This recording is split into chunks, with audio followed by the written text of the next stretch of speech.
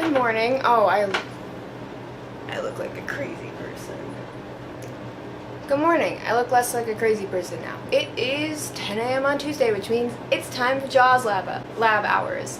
So today I would like to compile a list, a checklist of everything that I still have to do or procure for the foreseeable future. It'll help to have a list that I can adapt as things go. I had a checklist and then I kind of completely went off of that. So we're gonna try that again. And also, we are going to order some brains for Fido. Why does Fido need brains? Well, Fido needs brains because Fido is hollow. Basically, the entire brain area is hollow in this cast, which is pretty cool, and I really don't know how they did that. But it also poses a problem if I'm going to be drilling a drill press through here, because I'm afraid that if I start to drill, the whole thing could break. And then if I have a bolt through it, that'll just wear through the bone. So I want to fill this with something that will allow some more stability so Fido doesn't, completely die. So looking at this, it's basically the entire length of the skull to about here. I think the best way to go about this might be to fill it with urethane resin. Actually, the best tool for this, instead of urethane resin, might be expanding foam, because I have a very oddly shaped cavity. My main priority today is I'd like to mount some additional supports for when I eventually put in the springs, and order Fido's brains. I'm gonna order some brains. That sounds like a good idea.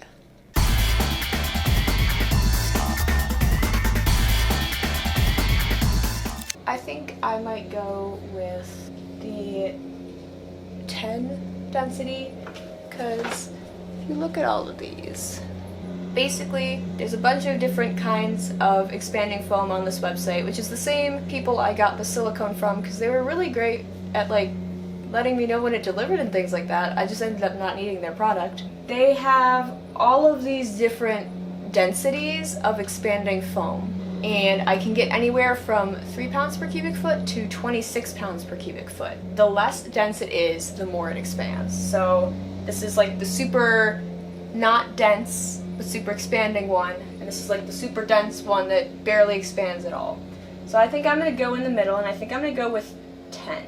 I just called the expanding foam people, and I had a lovely conversation with the man on the phone, and he informed me that they were almost completely out of stock because of the winter storms that happened in Texas last winter, and the companies that create the foams and things like that are still recovering. So the only foams they had in stock were either the 3 or the 26. So either the super not dense but super expanding, or the super dense and not very expanding variety, which I wanted a middle ground. But I explained the project to the man on the phone, and he was very intrigued by what I'm doing with it, and he said that the 26 actually would probably be a very great bet because it's very structurally sound. So I ordered some of the 26 variety of expanding foam, and I think the next big thing is I'm going to make a checklist of all of the things that I think I need to do for the project. I'm sure this isn't everything, but it's still more than I thought. Somewhere in my head I knew I had to do all these things, and I'm sure I'm forgetting something. But it's really different to see it all written out. Okay, so what can I do today?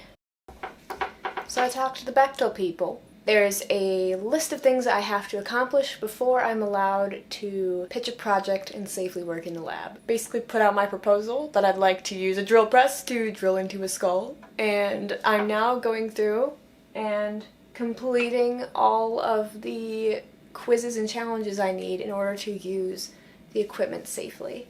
So hopefully I should be able to drill some holes in Fido pretty soon. Guess what?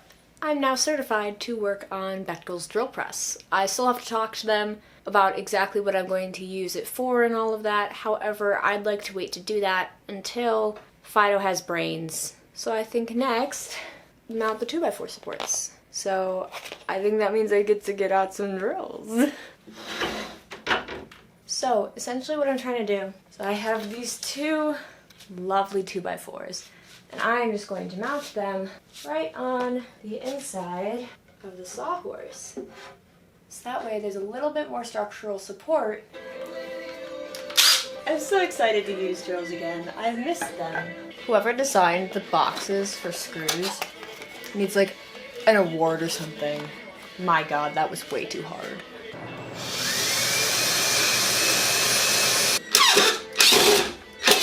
Ugh. I think that's finally done. Yeah, I just attached those 2x4s so I can cross that off my list. I like that a lot better. I think it's a lot more reinforced. I hope that holds up because I don't know if it will. I don't know if there's anything else on this list that I can necessarily get done today, but I am very happy with what I've done. I've actually gotten a substantial amount of work done, and I'm enjoying that I'm making progress. So I think Thursday might be time to mount the winch, or think about mounting the winch and how I'm going to do that. And I just got the email that it sounds like Fido's brains may be arriving as early as tomorrow, which means we might get to do Fido brains on Thursday, which is very exciting. That's gonna call it for today. I will see you all on Thursday. Hello, I just got back from the gym, but Fido's brains are here.